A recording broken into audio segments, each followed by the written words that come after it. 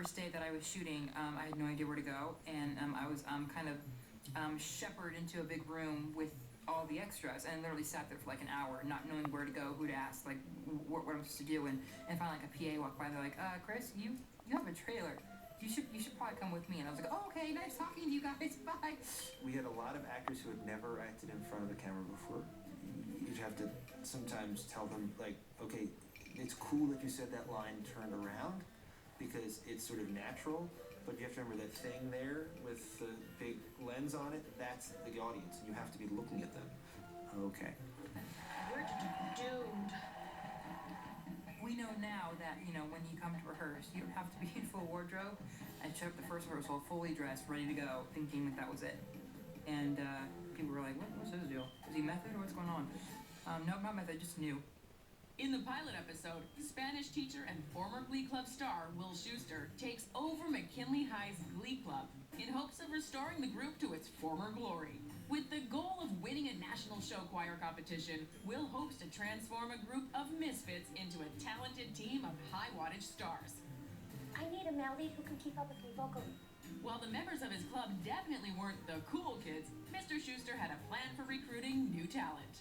First day on set, the very first scene was a scene between Finn and Will. I was accusing him of smoking weed, but I was actually setting him up so I can get him in Glee Club. I swear, it's not mine. I'll pee in a cup. I'll pee.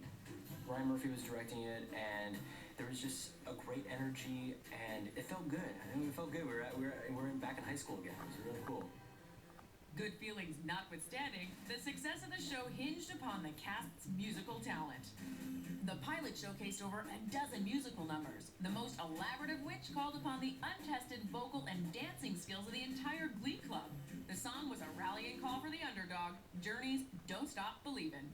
The minute in the pilot script when it said that we started singing Don't Stop Believing, I got such chills and I started thinking about how that song starts. And I went, this is amazing.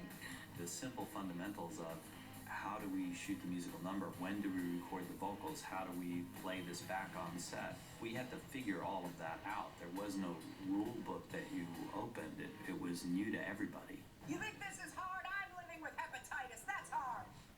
The first step was to reimagine the song Glee style. Ryan Murphy turned to music producer Adam Anders, who had a track record of working with young talents such as Miley Cyrus and the Jonas Brothers. It was up to Anders and his team to create a new arrangement for Don't Stop Believin', in addition to the other 10-plus songs in the pilot.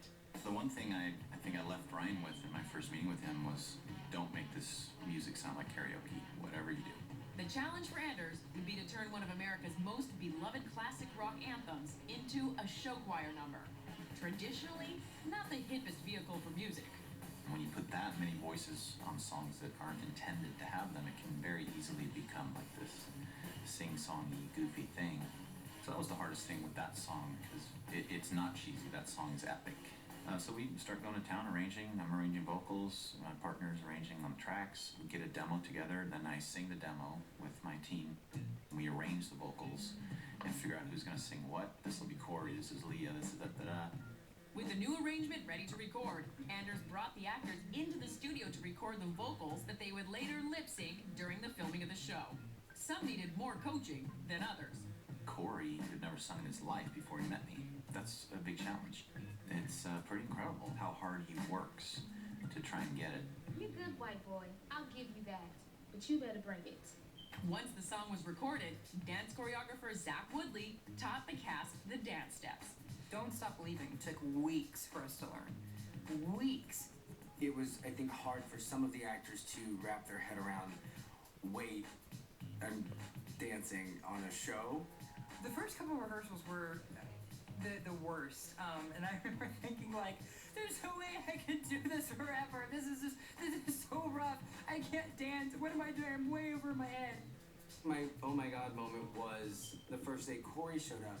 I have a group of mini-me's and then one in a chair, and then I also have Corey. I'm like, all right, so how am I gonna make this work? What am I supposed to do with this? We suck. It'll get there. We just need to keep rehearsing. I had no dancing experience. I always always maintain if there was a dance audition for the show, I wouldn't have got the job because it was like pulling teeth when I first started. When you see someone trying so hard and they're really trying, it translates to the screen as endearing, and it loses a cheesy factor and it becomes poignant and sweet, and you root for them. When the time came to film the scene that would act as the pilot's grand finale, all that hard work paid off. When